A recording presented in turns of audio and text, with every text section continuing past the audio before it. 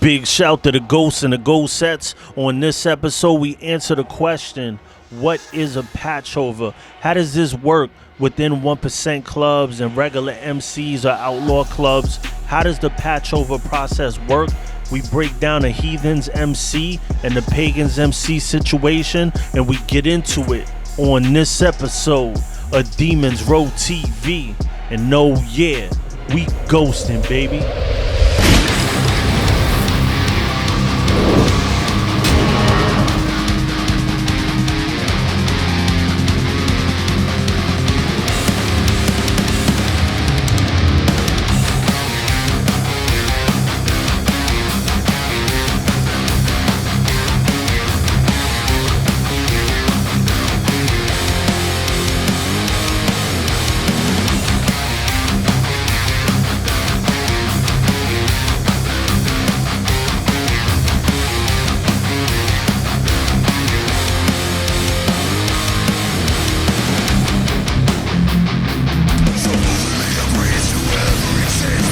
Big shout to the ghosts and the ghost sets. Welcome to Demons Row TV, the holy grail of MC culture, where we cover everything motorcycle club involved. I'm Sos the Ghost. I'm your host for the evening, and today we answer the question, what is a patch over?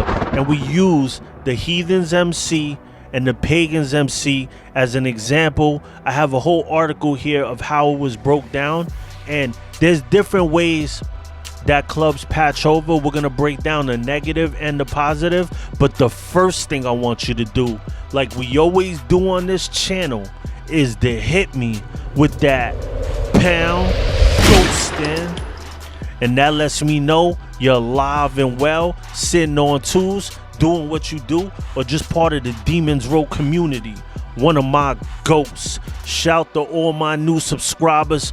Welcome to the row. Make sure you hit that bell so you get the notification. Hit the like button. Shout to everybody that's been getting the ghosting shirts. Those are on www.demonsrow.com. You could get yours now, and let's break this down.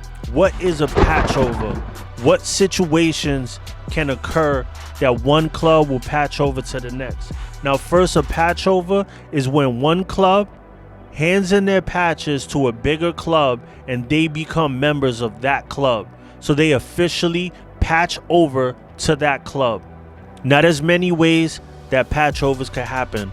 A support club. If you're a support club of a 1% club, sometimes those clubs will patch over and turn into the bigger club once they have earned their stripes, and they just decide that they want to dissolve that club and just have them all become brothers because they proved themselves.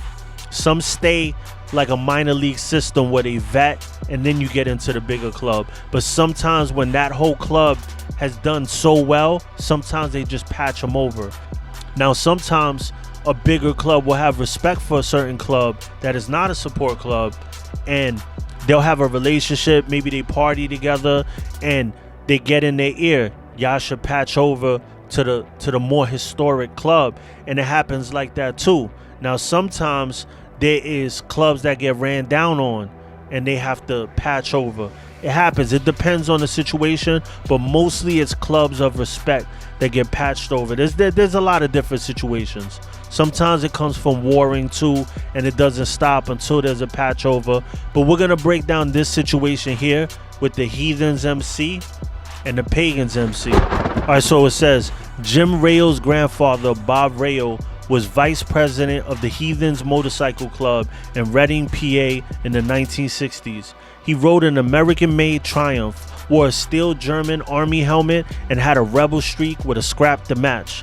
As cool as it would be to write about bloody knuckles and busted skulls, trash bars and chopped bikes and beer and drug-fueled all weekenders and standoffs with state police, the real story behind the outlaw motorcycle clubs, in this case the Heathens, is that most of these guys went home seemingly to normal families and lives after club business was attended to. As cool as it would be to write about bloody knuckles and busted skulls, trash bars and chopped bikes, and beer and drug-fueled all weekenders and standoffs with state police, the real story between outlaw motorcycle clubs, in this case the Heathens, is that most of these guys went home to seemingly normal families and lives after club business was attended to. These outlaws were mechanics, steel workers, longshoremen, and heavy equipment operators. For all the people that ask if you're a one percenter, you know, you can't have a job. You can't be a badass one percenter and have a job. That makes no sense. They had bosses that didn't care what they did on their own time as long as they punched the clock on time Monday morning and did their jobs. Do you hear that, Harley Davidson? Do you hear that? How it used to be, where you could have a job and then they would mind their business. You actually had, you know, the right to do what you do when you get home and not be fired from your job because you're in a club. They had apartments or homes. Some lived with their moms, some had old ladies, and some had kids with their old ladies. Bob Rayo, simply called Rayos, was one of those guys. He had a wife and 2 boys, extended family nearby, and a 9-to-5, bills to pay and gifts to buy for birthdays and Christmas. All you ever hear is rowdy free-for-all clubs starting every weekend. It's amazing just how soft this life was otherwise. Outlaw motorcycles were formed as early as the late 1930s in Michigan, Southern California, and along the eastern seaboard. In the 1960s, the Heathens had grown in status to become one of the most respected clubs on the East Coast, which makes sense since Reading was the number 3 producer of motorcycles in the country at the time. The mob actually feared the Heathens, run by Chuck Jinder, a bear of a man and a former paratrooper, more than they feared law enforcement, and law enforcement essentially went out their way not to mess with the Heathens. Where Chuck was the undisputed brawn, Rayos was the quiet force behind them. Together they ran a small empire that ultimately caught the attention of the Pagans, the largest of the outlaw motorcycle clubs on the East Coast and arguably the most feared in the country. In 1966, Chuck agreed to have the Heathens patch over and join the Pagans as one percenters. Out of respect for the club and the fact that the Heathens were heathens to the core, the Pagans allowed them to wear the Heathen Club patch on the front of their jackets. So that's a major respect. They were a respected club. If a club the caliber of the Pagans would allow them to keep their patch and wear a small patch of it on their pagan cut.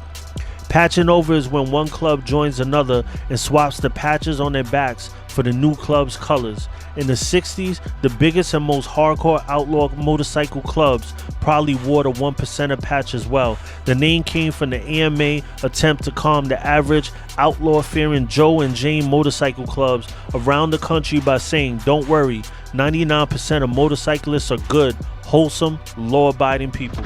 Rails didn't agree with Chuck about making the Heathens a pagan chapter.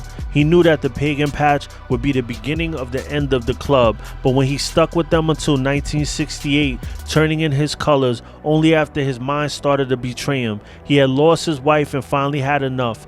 He died of a brain aneurysm only a couple months later at the age of 24. That's really young. So rest in peace to him.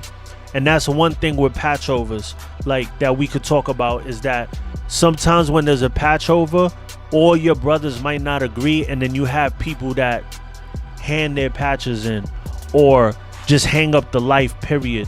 They don't want to ride no more, or they might want to ride but they don't want to be in clubs no more. They just leave it with the club. Everybody, you know, is not always so willing to become a 1%er and patch over.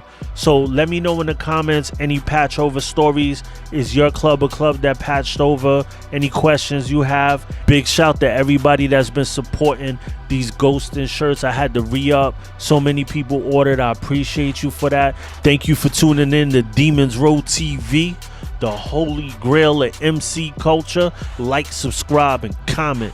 And oh yeah, we ghosting, baby.